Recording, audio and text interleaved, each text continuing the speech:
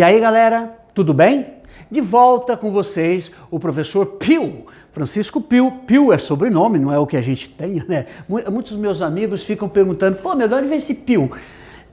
Pio significa piedoso, Papa Pio IX, Pio X, é família, cara. Nada, é origem italiana isso daí, tá? Mas vamos lá. Vamos falar hoje do professor de História, a melhor matéria do mundo, certo? Filosofia, Sociologia também, mas aí tem o Rafael que toca isso, tem que dar aula para todo mundo, não é? Vamos lá, até o professor Hélio, que vocês conhecem muito bem, pô, eu já podia dar aula de matemática também, mas melhor deixar os caras tocarem as matérias deles, né? Mas vamos lá, falar um pouquinho de história aí.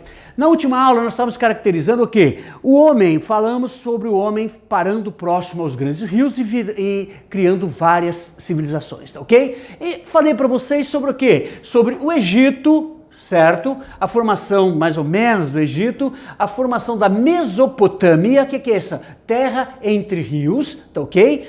E é isso daí. Agora, o que nós estamos vendo? Vamos falar um pouquinho sobre o Grande Egito. Ó, toda vez que falar de Egito para você, associa uma coisa fundamental aqui, ó. O que é?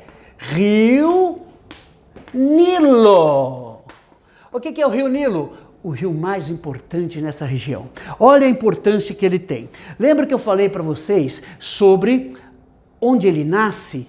Tá? Núbia, nessa região. Ora, nessa região aí, nós vamos ver que ou seja, a oferta de água é muito grande. Então esse rio vai ser sempre um rio perene, aquilo que eu falei para vocês na última aula, tá ok? Muito bem, mas se você observar bem, nós vamos ver o quê? Um grande deserto aqui, ó, nessa região, uma região desértica. Do outro lado, idem, mesma coisa. Professor, pô meu, esse rio corre entre duas regiões extremamente desérticas? Exatamente, pessoal.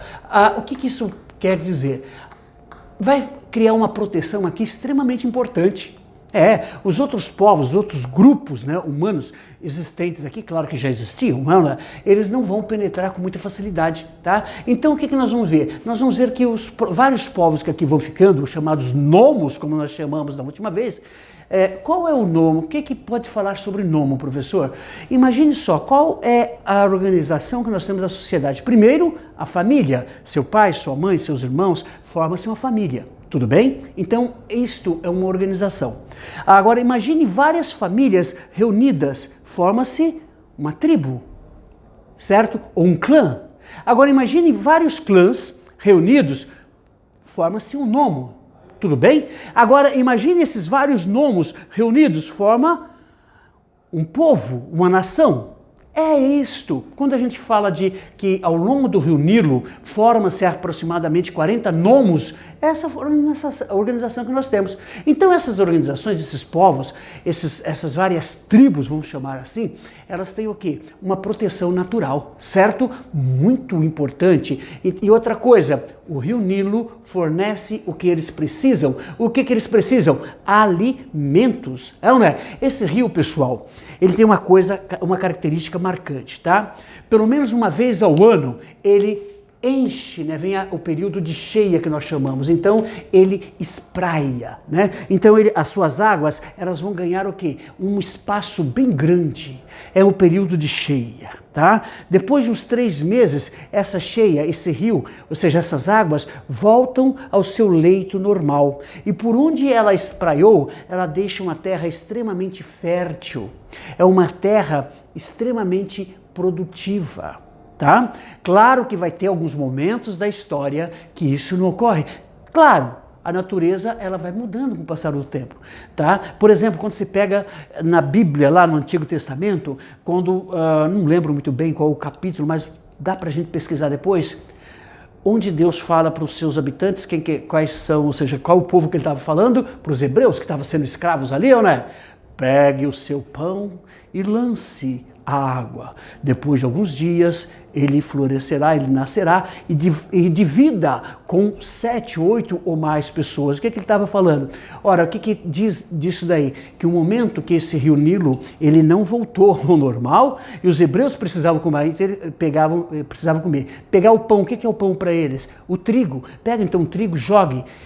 essa água baixou e floresceu e eles tiveram um ano maravilhoso, certo? Beleza, então esse rio Nilo, ele é extremamente importante, tá? Uma coisa, pessoal, por onde ele espraiou, eles vão plantar, eles vão ter o quê? Alimento em larga escala, tá ok?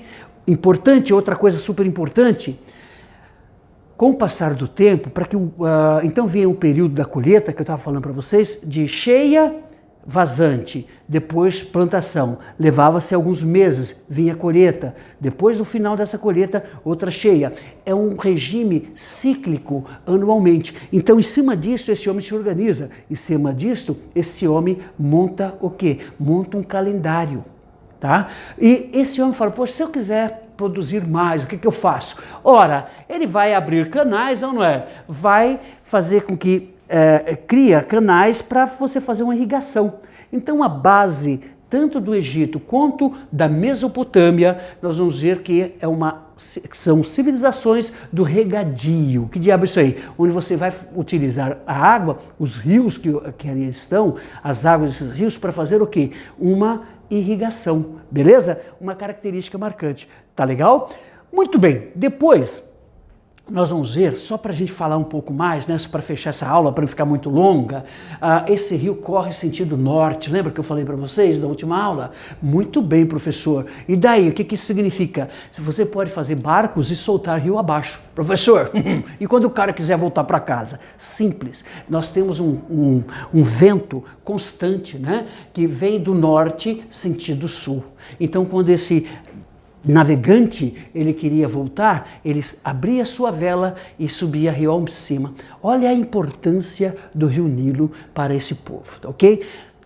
Muito bem, na próxima aula eu volto para a gente falar um pouquinho sobre a organização desse povo com o passar do tempo, surgimento de império, falar um pouco do faraó, falar um pouco sobre os povos que ali chegaram, né? Por livre e espontânea pressão agora eles ficaram como escravos, por exemplo, como os hebreus. Mas isso é para a próxima aula. Até lá, um abraço. Olha, vai ali até próximo à descoberta da escrita, aproximadamente 4.000 anos antes de Cristo, quando acontece o quê? A descoberta da escrita, ou seja, que é uma adaptação. A gente vai falar disso na próxima aula. Até lá, valeu, um abraço.